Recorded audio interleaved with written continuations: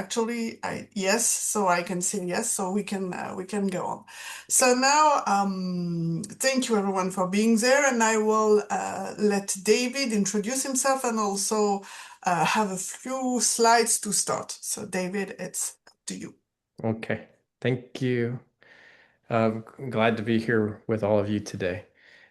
This is an important topic for our division and for our future and what we're trying and striving to do. Um, just by way of introduction, I'm David Bright. I'm located at Wright State University in Dayton, Ohio, in the United States. I have been a member of the ODC Organization Development and Change Division leadership for the last 10 years. The first five of those, I was on a 5-year executive track, which culminated in my serving as chair of the division from 2020 through 2021. And and then as I was finishing that, part of our work was in that period of time was to reorganize the structure of the division. And the board asked me to serve in the role that I'm currently filling, which is I'm the division operating officer, which means that I kind of have oversight responsibility for the ongoing year-round operations of the division in support of the strategic direction that the elected members of the board provide. So one of our most important initiatives at this time is to see how we can serve the needs of our members in a better way, and also, more importantly, just create and strengthen our community. One of the hallmarks of our division has always been that we have a strong sense of community among our division members. It's been one of the enduring and to some extent endearing aspects of the culture of the division. It's also been a home where we have been where we have welcomed in a very systematic way uh, the connection and the nexus between scholarship and practice. And we have always espoused that as being a core part of our identity. And as the pressures of the academy have evolved, and there's been, I think, in many ways, a kind of a separation in terms of the norms that guide scholarship and the norms that guide practice. One of the things we've always tried to do in our division is to bridge those two different ways of thinking and be bilingual and in our ability to be both rigorous in terms of our scholarship, but also rigorous in terms of our practice, bringing these two worlds together. So in over the last several months, we've had some discussions at the board level about how we could understand the needs of our members a little bit better. And so just recently, I uh, created a couple of profiles of what I think some of our members might look like. And so when it comes to the relationship between scholarship and practice, I think we have two different profiles in the way that people come into the division. And so the first one is what I call a scholarly practitioner. And you can kind of see the kind of my first draft of trying to represent what this looks like. These are individuals that are typically trained fairly early in their career at traditional R1 or R2 research institutions. Um, they typically have some affiliation with a university or some corner of the academy, but it tends to be a loose affiliation. And primarily, they're focusing on entrepreneurship, leadership, consultancy. Um, they embrace practice. They see scholarship and practice as two sides of reality that it should be on equal footing. There's a sense of curiosity and openness to explore possibilities. I see these as kind of two-way bilingual interpreters. They're able to interpret the world of academics for scholar or for practice, and also interpret the world of practice for scholarship. And so they have a kind of an appreciative posture towards scholarship, respectful. They're very focused on practical scholarship, practical impact, bridging the insider dimension of being in the academy with those who might be outside of the academy. And what do they need from the academy? A culture of scholarly excellence, community with other scholar practitioners, and access to the knowledge and the resources that come from the academy. And so this would be the scholarly practitioner. And in many ways, it's an individual who has all the tools of academia, but has chosen not to pursue a traditional tenure track style position in an academic home. So the other profile that I think is also common and has become much more common over the last few years, and many of you may fall into this. These are, I call this professional practitioner scholars. And these are individuals who have started their career really focusing on practice, and they've become influential leaders. Maybe they've been consultants, maybe they've been focusing on, changing the world in some way. And then mid or later career and decide they want to get a doctoral education. And so the primary identity is one of practice, but you're wanting to really bring a more rigorous perspective on how to, to enable that practice. There's also a curiosity and openness, a desire to deepen practice. And I think there's this came through really clearly in the last webinar. We have a number of individuals who would fit this perspective, feel a bit of outsider sense and when trying to deal with and interact with the world of scholarship and especially the Academy of Management. And in fact, I think I heard the term feeling like second-class citizens sometimes, which was a pretty biting indictment on like how we think about the connection between academics and practitioners. So that posture towards scholarship can be like a mystery, almost like a black box. Like, how do we understand this world and succeed if we're trying to publish in peer-reviewed journals or succeed even in the academy management to have things accepted and be able to participate more completely in, just attending the annual meeting of the Academy of Management or anything that we do in that domain. So need from the academy, if we're skipping down, I think mentoring, having cultural interpreters, want to be part of this world. Like, let's figure out how to make it more inclusive and welcoming. Community with scholars and scholarly practitioners, access. And maybe the potential interests are around exploring rigorous practice, ongoing micro communities, partnering. And I just want to end this summary by just simply saying this is all a bit of a hypothesis at this point. We're really generally trying to understand, if this is a good portrayal of what some members of our division may be experiencing. And I want to simply say that if it is, our board is and our division as a whole, we are eager uh, to tackle some of the challenges of being more engaging and create more community around these Sent to your perspectives. email.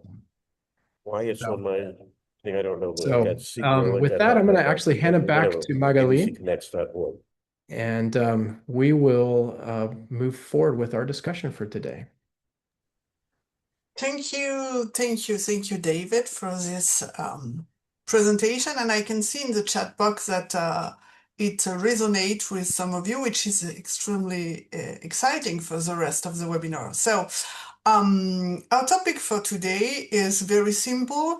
It's if we make our ideal community for a scholar practitioner, what it will look like, how does it feel like, and most important? What would make you say that this is a community that really support me, that I really want to be part of? So this is exactly what we are going to work on today. So David, can you go to the next? Yeah, thank you.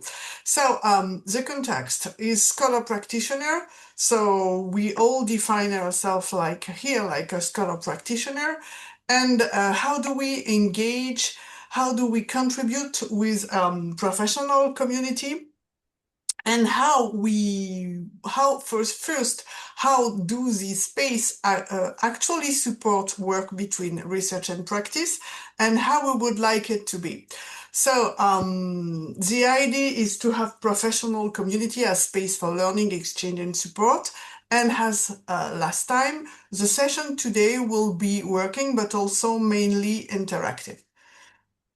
So, David, can you go to the next one?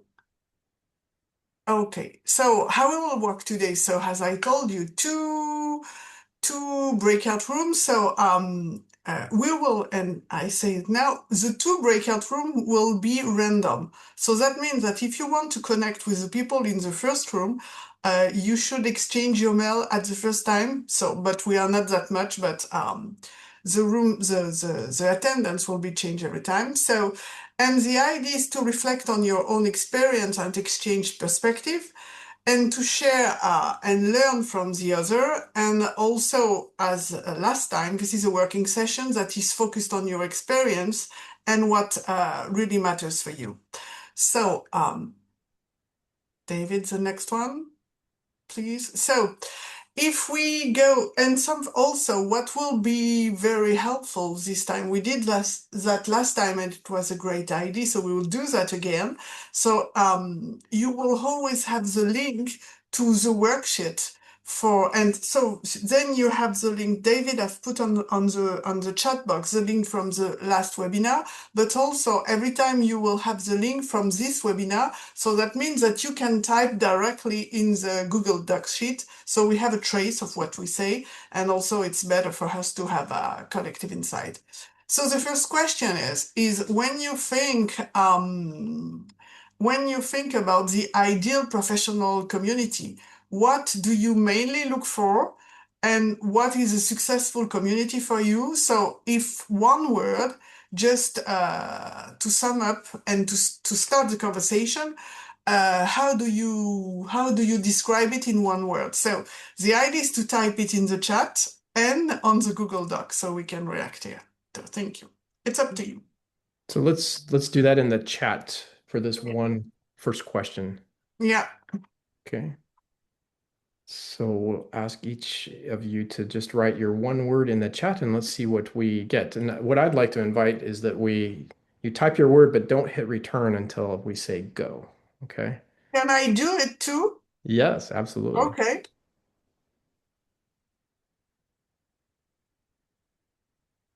Okay, so we'll give you, I'm going to count down from 10. And when we get to 1, I want you to push return. So 10, 9, 8, 7, 6, 5, 4, 3, 2, and 1.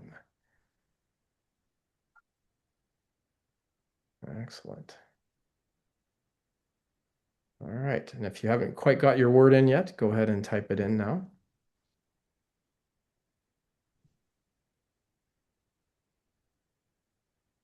And Magali, how would you like to make sense of what we're seeing here? So I see it's very interesting because it's all about, which is normal, it's all about it's all about exchange actually, what you give, what you get. And I can see shared knowledge, resource and collaboration, knowledge creation. So it's really have to have connection, but meaningful connection. So and it has to bring something, which is, of course, because this is a professional, but that means professional community. But I really like the identity, but I would like to have, if there is one, I would like to have more about it. It's Jill, you say ideation. So can you explain what is ideation? Well, I was looking for a word that summarized a variety of things, and my background happens to be in corporate marketing, where coming up with new ideas for products was a main thing. But when I was teaching, ideation was also part of the entrepreneurship development process. And I think you mentioned that. We've got some interests in entrepreneurship, maybe teaching and maybe coaching, those kinds of activities. So ideation is like creating, it's like a part of the creativity process, trying to come up with things that have never been seen before. Thank you very much, and also thank you because I didn't know that word before. So thanks to you, I have learned a new word in English and a new concept. So you make my day already. So thank you very much. We will go on. And also, yes, I see it's resources, knowledge, identity, which is very, very strong, and trust and learning. And I see that this community has to be a safe place, and also have to be somewhere where you grow inside like a cocoon. And so I don't know, but this is one of my topic of research. I do research in adult learning, and also and psychosociology of group. And I really believe of the strength of a safe and bounded place. And finally, this is all what you refer to in a way or another. So it's very interesting. I like the idea of global connection. So that means that global connection, what I understand is diversity, because if it's global, so that means you have a lot of different people from different places and all talking about different things. This is what you were meaning, Ken? Yes, Ken? exactly. Yes, exactly. Particularly for Japanese, so I don't have much opportunity to share the idea about the OD. So also, I've been running an OD community in Japan, so I need more opportunity to share the different idea and the connection between different researcher and practitioner outside Japan. That's the reason why I write this. Thank you. Okay, thank you. I hope you are at the right place, actually. So, okay, so now you will all go in a breakout room. So the breakout room, it's 12 minutes. Maybe we go on for 12 minutes. So the idea, you will be in a group of, I don't know, David, how many people we have? 70 people? Probably 3 or 4. 3 or 4, okay. And the question, when you think about your engagement in professional communities, so first, what are you part of? So you can start and check on that. How do you engage in your space? So what do you do with it? What do you do in it? What is your engagement? And very important, what makes them engaging? And also, what is the kind of support that those community provide? So the idea is to share and learn about that. So everything is clear. So Yeah. and what you And let me go ahead. yeah. So yeah, you go with the second slide, who tells the instruction. Oh yeah, sorry. So you will have them in Yeah, the give me just a moment here and I'll yeah. get things organized. Okay. And yeah, so I think this is the slide you wanted to share. And here we go.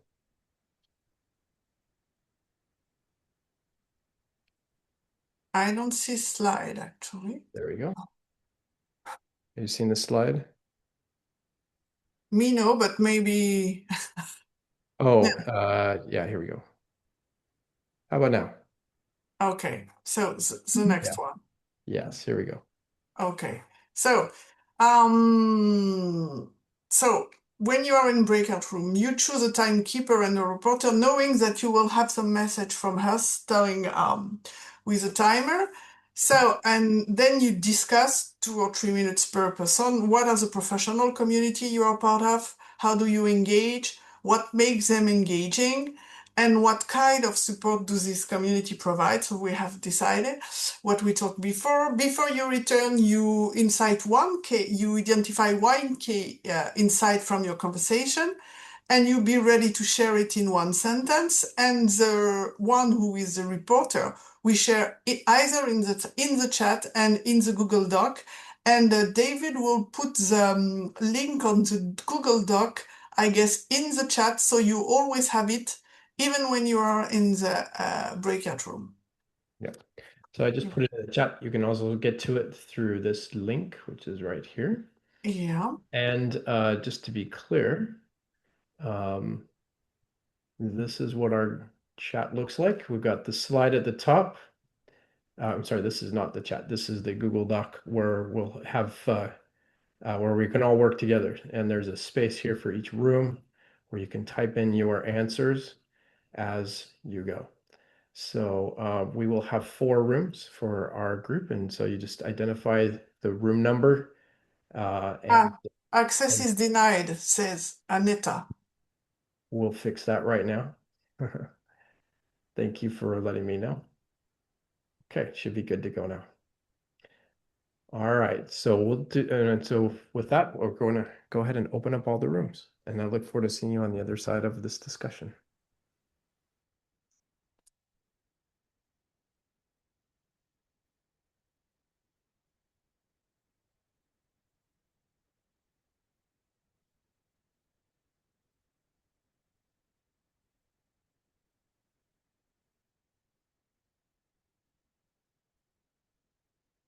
You have sent me to a room. I did.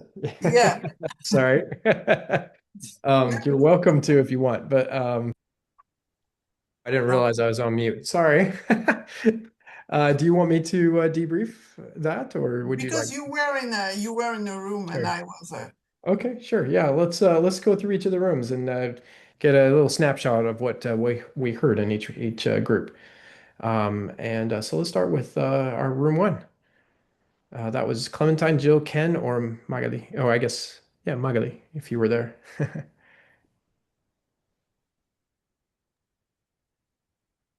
You know, I don't think we actually selected who was going to debrief, but we worked together on the notes.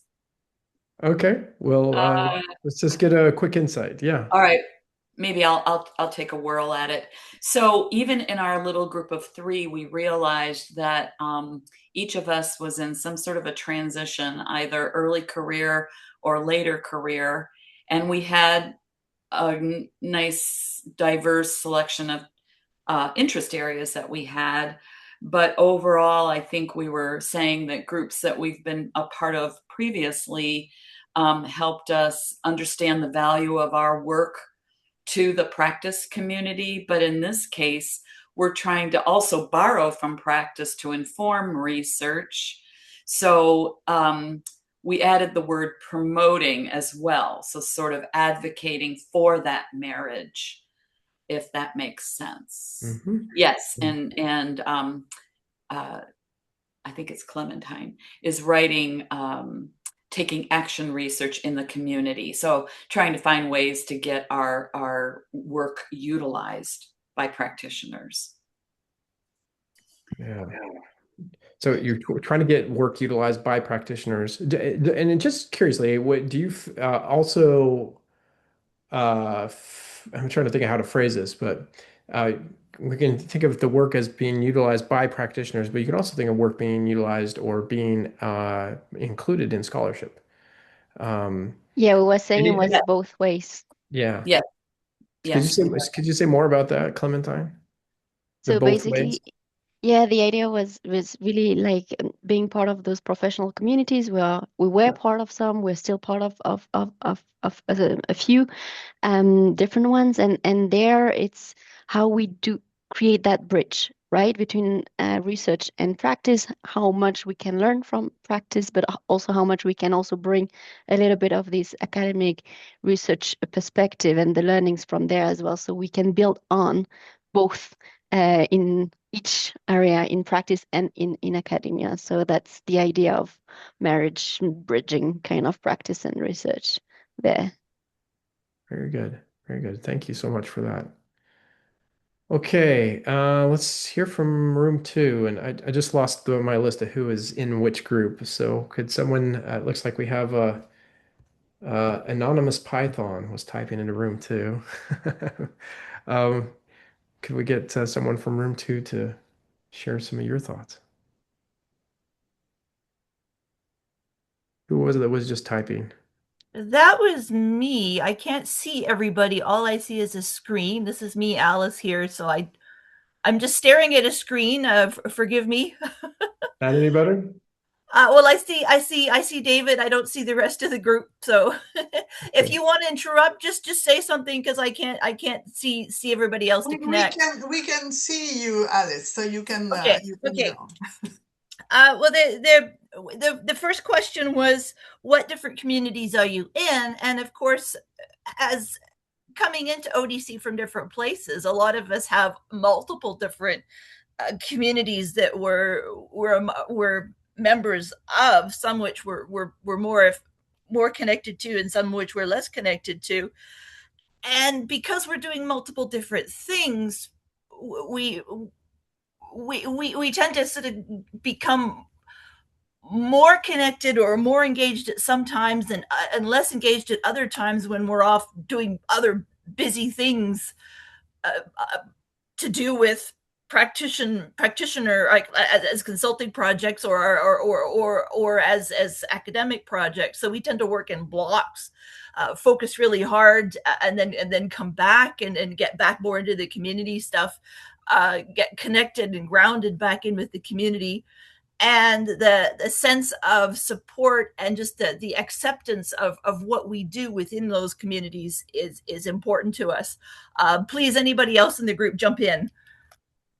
Yeah. See if I got understood what people were saying best. How well did Alice represent what you all talked about in room 2? Yeah, it was a perfect summary. Very good. Very good. Okay. I think we only have one person left who was in room 3. Yes, that's me. Room 3 dissolved. One person had to sign off due to illness, one person had a meeting conflict, and one person had a plane to catch. So we only got a few minutes before I was sitting there by myself and ended up having a meeting with Magali instead. I just typed into the chat window. Maybe somebody can copy and paste that into Google Docs for us. Gotcha. I'm on it. So there were really only 3 of us who were able to share because one jumped off immediately. But 2 voiced the same opinion, that they found most academic associations to be so purely academic that they tended to be exclusive toward practitioners, that they were not embraced or welcomed. They did not feel like they were being treated as equals. I had the exact opposite, at least in relation to AOM. I had the opposite experience, but I only joined AOM about 2.5 years ago, and they were talking about things that had happened more like a decade ago. So we took that as an indication that maybe AOM has shifted in more recent years to being more inclusive of practitioners and academics, which I personally took as a good sign. I also found that most of the support that was coming from the unofficial micro communities that were specific to very niche areas of research.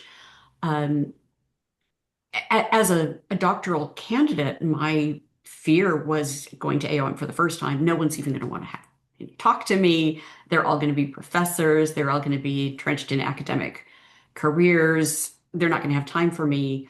And I found really the opposite was true. People wanted to talk about what research I was doing. They were very open and sharing with resources and very collaborative. But I think the big takeaway from our little group was that this need for collaboration and support, the need for inclusivity, those were sort of the biggest takeaways, with 2 of us feeling they weren't getting it and one feeling that I was. Yeah. And Elena, just for clarity, what divisions have you been affiliated with, and what is there a, and I guess my question would be, is there a division specific affiliation that's shaping that experience, or is this a cutting across anybody that you ran into? That's an excellent point, and that was something we discussed. Each of them, the other two people, had signed up for 2 of the digs because that comes free with the AOM membership. Mhm. Because of my experience, my research interests, my background, there were probably 7 or 8 groups that I felt could be useful to me. So I paid the extra. It's like not a lot of money, but I signed up for, I don't know, I get an awful lot of emails every morning from all of these, chats. And maybe that changed my experience because there are so many different groups that I'm a member of that I get different kinds of support from different kinds of groups. So I'm also, for instance, in management education, I'm in management consulting, I'm in HR, I'm in neuroscience, very diverse set of digs. And, it only really takes 1 or 2 people from each one to be supportive to give you that really good positive experience. It doesn't have to be the whole group, throwing you a welcome party. So, yeah, maybe because I just sort of jumped more into the AOM management or the digs, maybe my experience was different. And I know Greg's got his hand up, and he and I go to the same school. He is going to graduate in 3 weeks, so I really want to hear what his opinion is, because he and I have been at some of these AOM meetings together. So there is just something I want to say. It's we have only 1 quarter. So all of you can stay a little bit longer or not? Yeah. The question. Yeah. Okay. So we have to, because Greg, let's give Greg just a quick second. Greg, please. Yeah, Greg was in room 4, so that'll be maybe we could get room 4's perspective from Greg. Yeah, my comments are just going to confirm what Eleanor said, but I think that the differentiation is that once you're in these breakout sessions, and that, okay, nobody, unless they look at your name tag, know your name. They don't know your affiliation. They don't know, what your academic background is. But if you ask questions and put comments out there, you're going to find people are going to engage with you. That's what I found. Yep, that's great. Okay, Magali, do you want to move us into the next or last exercise, last discussion? Sorry, I was muted. Sorry. So yeah, so we have done that. So we will go to the last breakout room. So now we have talked about the existing. Now I will talk about the ideal. So the question is, so when do you think about hub for your professional community? Actually, what you would like to develop or see? What would make a very meaningful difference for you? And also, in which situation, because it's important to also to imagine something that is concrete. Could this community make a difference for your work? So this is a little bit more a reflecting question. It's really, to sum it up, it will be what do you want? And not what you have experienced, but what do you want? So so be very open, because you can always ask. You never know what you will get, but really what you would like to have from a community. And it's an exercise of imagination, but really and really think of you of if I had a community, what is the thing that I would really need? So same, choose a timekeeper and a reporter, so you discuss, and then you identify 1 key insight from your discussion, and you will share it in sentence and Google Chat and the chat and Google Doc. And please, if you are with Eleanor, please don't run away, because we don't want her to be the only one in her session once again. So okay, so David, you will make them. Yeah, and I'm going to give everybody the URL again. If you are still there from the previous Google Doc, you can just check a tab on the left for breakout session 2. I'm chatting that out right now. And then in addition to that, I've reorganized the breakout rooms. So we have a different configuration of people and no one's going to be alone. So, all right. So we're going to do 10 minutes for this breakout and we'll see you on the other side.